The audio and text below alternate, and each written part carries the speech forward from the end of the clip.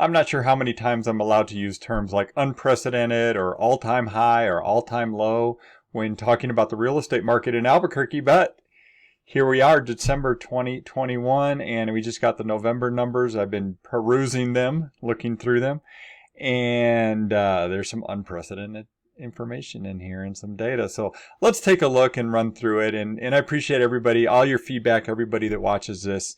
Look forward to seeing it. So thank you for that, both real estate professional, mortgage professionals that I hear from, as well as just homeowners, people curious about the real estate market. So thanks for your feedback, and I really enjoy doing this. So thanks for that. Okay. All right. Enough about me. We are going to start actually on pricing. We're looking at all residential properties in the Albuquerque area, and this is Albuquerque MSA, so it's a 3-county area. And for average price, we hit an all-time high for November of 2021.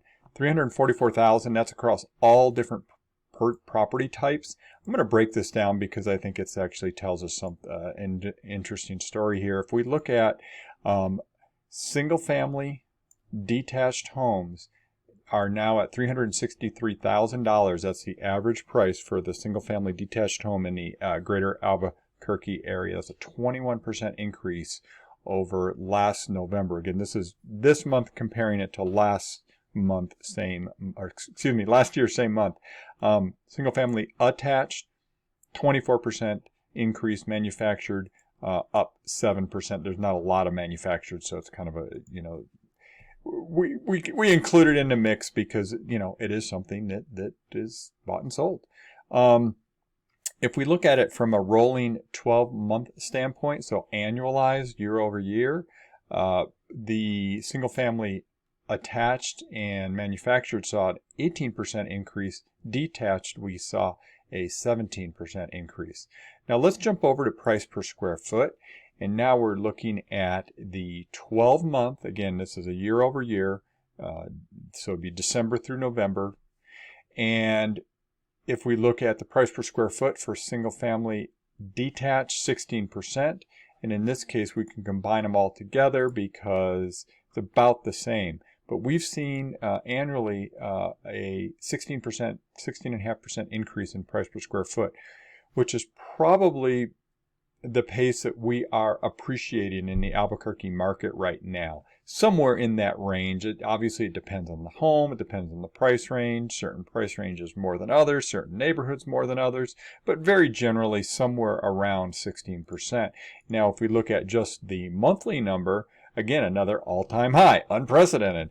Okay, I'm going to let that go. $174 per square foot for November of 2021. For all residential properties in Albuquerque. Definitely an all-time high. You can see if we go back, I'm going to change that back to the 12-month.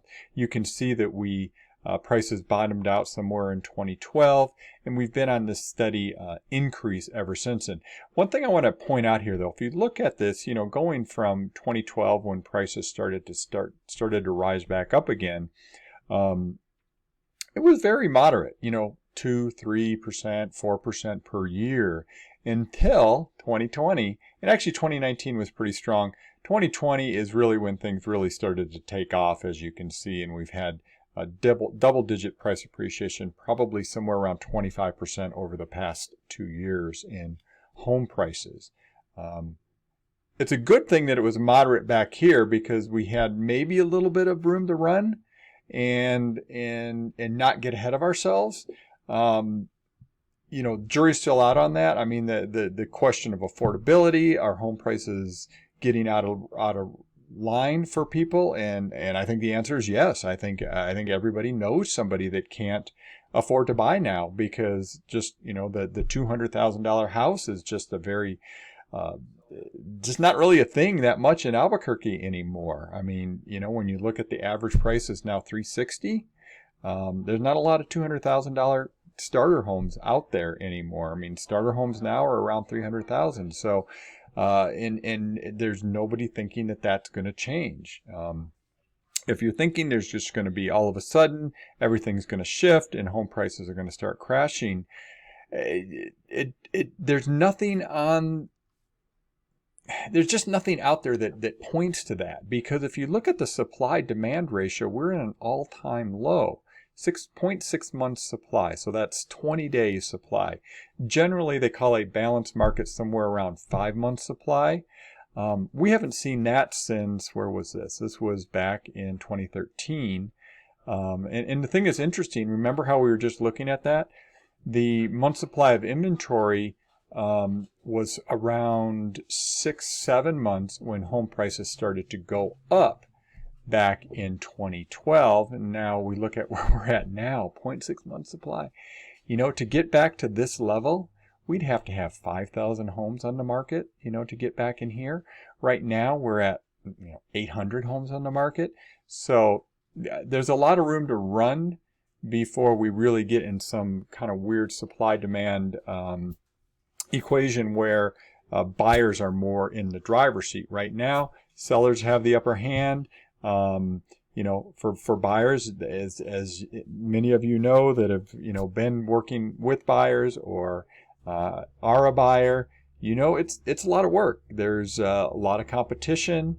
We have a scarce resource that a lot of people want. And what happens? Prices go up when you have something like that. Again, simple supply, demand, and there's nothing that looks like demand is going to come, is going to go down. Maybe interest rates. We'll see if interest rates get pushed up to 4%, if that makes a big difference in the market. We'll be watching that to see.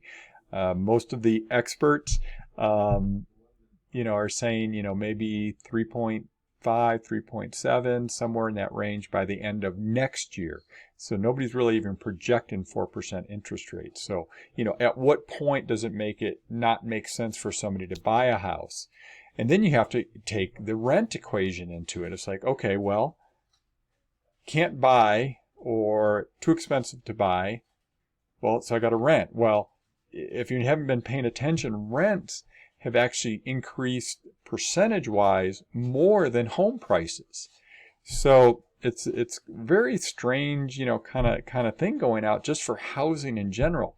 The cost of shelter has gone up a lot, no matter if you're a renter or a buyer.